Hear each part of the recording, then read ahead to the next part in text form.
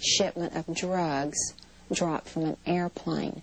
In my heart, I feel that that was a red flag that caused Chuck Banks to close the investigation down before it led to Mena. Early on, the media did extensive coverage on Kevin and Don's death and helped us to keep pressure on our public officials over this case. But when it came to the political pressure, the Mena connection involved, they dropped the ball, perpetuating the cover-up. There's some people in the media that know the whole story. I had a reporter call, and I met with him, and it became obvious that he knew a lot more about Mena, Arkansas, the ongoing drug operation in Arkansas, money laundering. I mean, this guy was phenomenal. He even had records. He'd done his own research. He'd been doing it for years. He works for a major newspaper in Arkansas now. And I said, you've got all this. I mean, you've got the story. Why don't you print it? And he said, do you really think they'd let me print this? He said, there's no way, John. And freedom of speech is supposed to be alive and well. And this man tells me he can't print the truth. It was now more than 8 years since the incident on the tracks. The pieces of the puzzle had finally come together. Eyewitnesses had implicated several people in the murders and subsequent cover-up, including Prosecutor Dan Harmon, Deputy Prosecutor Richard Garrett, Sheriff Jim Steed, and Officers Jay Campbell, Kirk Lane, and Danny Allen.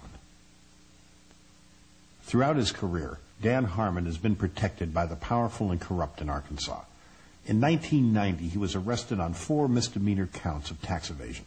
At his arraignment, he was ordered to take a routine drug test which would have allowed him to go free.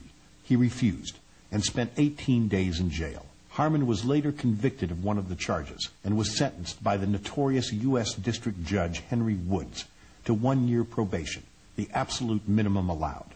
As a result of his conviction, Harmon's law license was suspended. The suspension, however, was rescinded after a long list of high-ranking Arkansas officials, including Attorney General Winston Bryant, testified on Harmon's behalf. For many years, Bryant had been involved in the Mena drug smuggling investigations.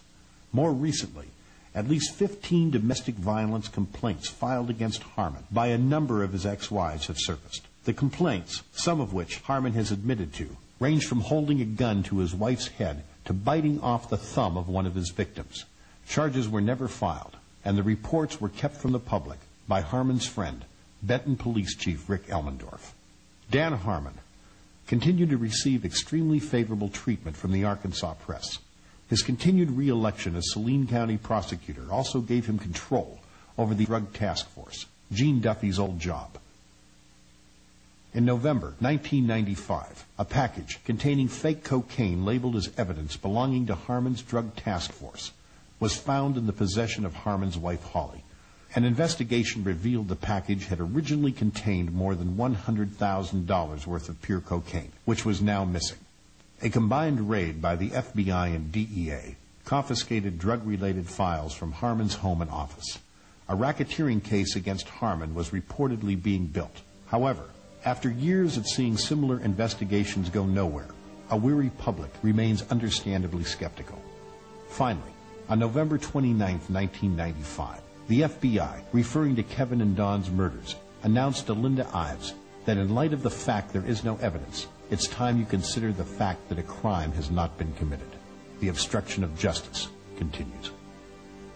There aren't any words in the English language that can describe how it makes you feel as a parent or as a citizen of Arkansas to see what our officials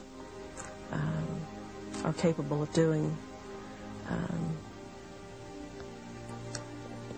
I think we were just kind of naive, common, ordinary people.